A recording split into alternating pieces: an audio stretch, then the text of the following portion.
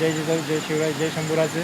तर आज आपण अशा प्रश्नमंजुषा करणार आहोत की ज्याचे उत्तर हे अनुभवातून मिळणार आहेत. आपले आज प्रवीणदादा गोगावले यांच्या आज मावळा परिसराबरोबर आज एक दिवसीय मोहीम 2 गड केले आपण, कोथलीगड आणि देऊळगड. तर आज त्यांचे 101 गड पूर्ण झालेले आहेत. तर त्यांना आपण विचारू की त्यांचे अनुभव या गड किल्ले एवढे त्यांनी 101 गड भ्रमंती केली, त्याचे त्यांचे अनुभव ते विचार सांगा. तुम्हाला काय अनुभव आले किंवा वाटतं? जय शिवराय. आज माझे 100+ गड पूर्ण झालेले आहेत. एवढं भारी वाटतंय. दुर्ग भ्रमंती करत असताना मावळा प्रत्येका पोलासोबत मी संवर्धनाचं कार्य पण करतो दुर्ग कांगोरी गडावरती. आणि आज दुर्ग भिवगड आणि दुर्ग कोथलीगड हे एक दिवशी 2 गडाची भटकंती होती. त्या गडानिमित्त माझ्या आज 101 गड पूर्ण झालेले आहेत.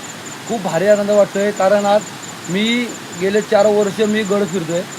खरंच भारी एवढं भारी वाटतं, म्हणजे अक्षरशः म्हणजे ते गड मी पूर्ण करण्यासाठी मी काही स्वप्न बाजूला ठेवून मी एक गडाचे स्वप्न पूर्ण केलेले आहेत. बरं, पुढचा प्रश्न असा असेल की तुम्ही जे गड भ्रमंती केली, तर या पुढे येणारे अडथळे किंवा येणाऱ्या पिढीने गड भ्रमंती करताना कोणती काळजी घ्यावी, काय कसं काय? अडथळे मला दादा, तर मला एक भ्रमंती करताना अडथळे बरे झाले. कधी कधी असं झालं की मी जेव्हा गड भ्रमंती करायला जायचो तेव्हा मला अचानक असे म्हणजे मित्र वगैरे भेटायचे की दादा उद्या आपण भ्रमंतीकडे जाऊ, आणि आयत्या वेळी सकाळी त्यांनी धोका दिलेलं आहे, कोणीही उचलायचं नसतं. मग अशा वेळी मी मागं न हरता मी एकटा गड किल्ले गेले.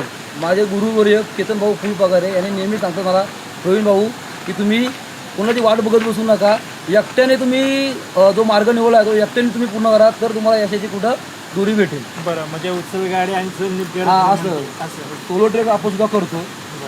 आणि येणाऱ्या पिढीने पण लक्षात घ्या, तुम्ही गड भ्रमंती करा, पण गड भ्रमंतीबरोबर नुसते गड फिरू नका, तर गडाचा अभ्यास देखील करा, इतिहास जपा, त्याचबरोबर संवर्धन कार्य करा. आणि खूप मला भारी वाटतं की आज 101 गड पूर्ण केलेत. आणि असंच आपण भ्रमंती करत संवर्धन कार्य करत आपण महाराजांचे जेवढे गड आहेत 350 का 307 त्या आपण पूर्ण करणार आहोत.